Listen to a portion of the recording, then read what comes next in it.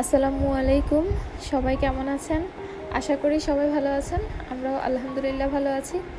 আজকে আনিকার বিয়ের ব্লগ নিয়ে চলে এলাম আপনাদের জন্য। আশা করি আপনাদের কাছে আমার আজকের ব্লগ ভালো লাগবে।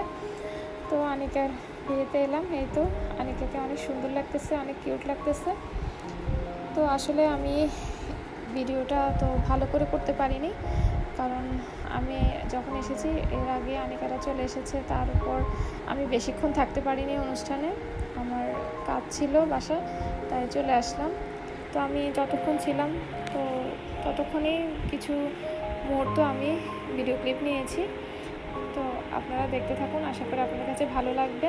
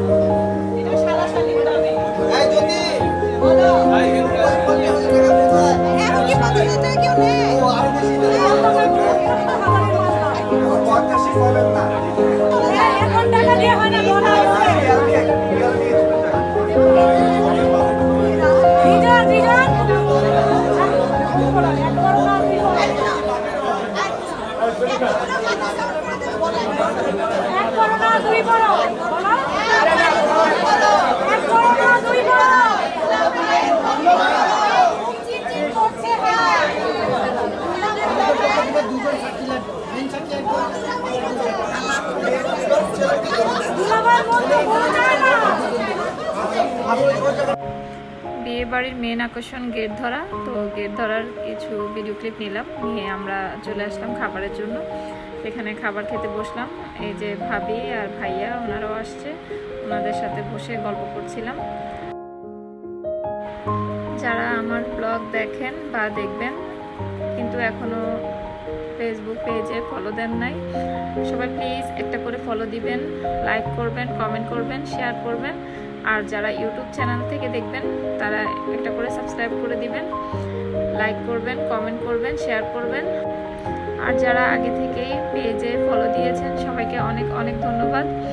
আর যারা ইউটিউবে সাবস্ক্রাইব করেছেন সবাইকে অনেক অনেক ধন্যবাদ জানাই। এভাবে পাশে থাকার জন্য, এভাবে পাশে থাকবেন আশা করি।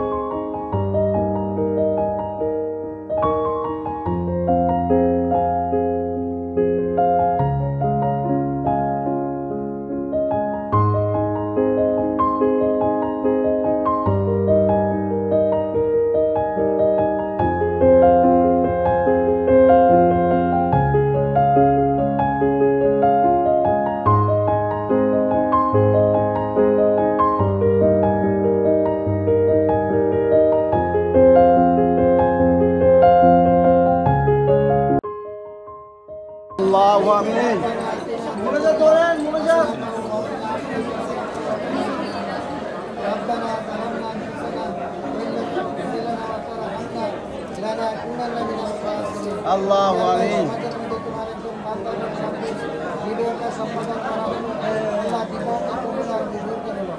আল্লাহ আল্লাহ সাল্লাল্লাহু তাআলা আলা খাইরিল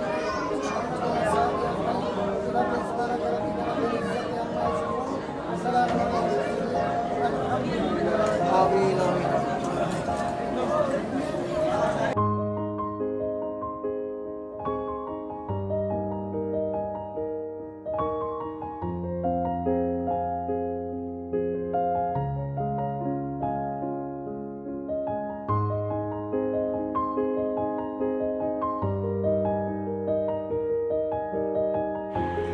বিয়ে বাড়ি বা কোনো অনুষ্ঠানে আসলে পরিচিতদের সাথে গল্প করতে করতে কখন যে সময় চলে যায় আসলে বলাই যায় না।